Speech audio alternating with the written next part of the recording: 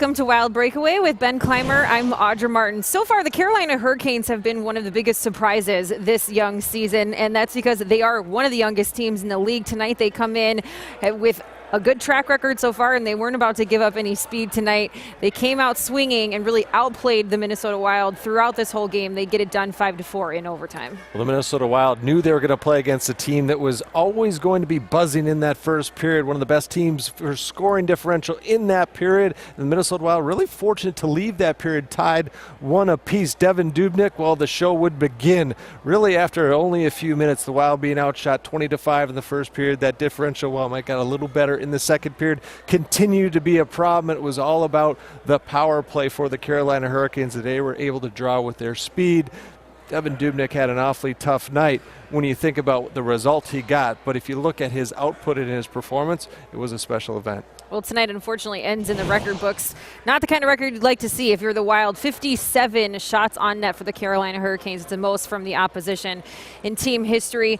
The Wild were looking for their first power play goal of the season. They got 2 of them tonight, but special teams, busy night. Look at those 9 power play opportunities for the Carolina Hurricanes. Tonight, the Minnesota Wild, the oldest team in the league, taking on one of the youngest, and it's youth that wins out.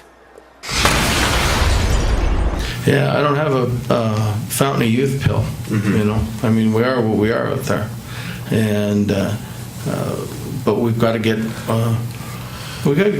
us like.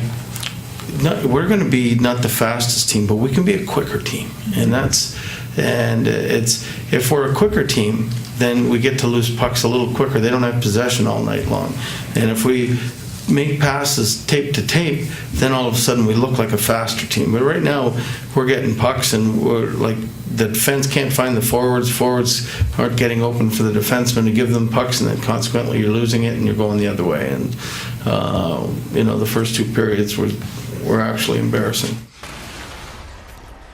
So now the Wild will hit the road for Music City Monday night as they take on the Nashville Predators, the team that has a lot to prove coming off an incredible season last year. So far, it's a good start for the Preds, and it's going to be a tough challenge for the Wild come Monday night. Well, and scoring chances aren't going to come any easier than they did against the Carolina Hurricanes, who have an awfully good defensive group. But you think about the Hurricanes, Subban, Josi, Ekholm, Ellis. That's the defense. Then think about Turris, Johansson. Let's just stop there. Bonino, yeah, he is a Stanley Cup too. It's going to be an event that the Minnesota Wild have to show up to in the first period. This team, the Nashville Predators, has expectation. The Minnesota Wild need to come out and take them very seriously. We're going to see the Preds plenty of times this season, but it's the first of all those Monday night. We'll see if the Wild can rebound after this tough one tonight in overtime. We look forward to seeing you Monday night. In the meantime, for Ben Clymer, I'm Audra Martin. Thanks for joining us on Wild Breakaway.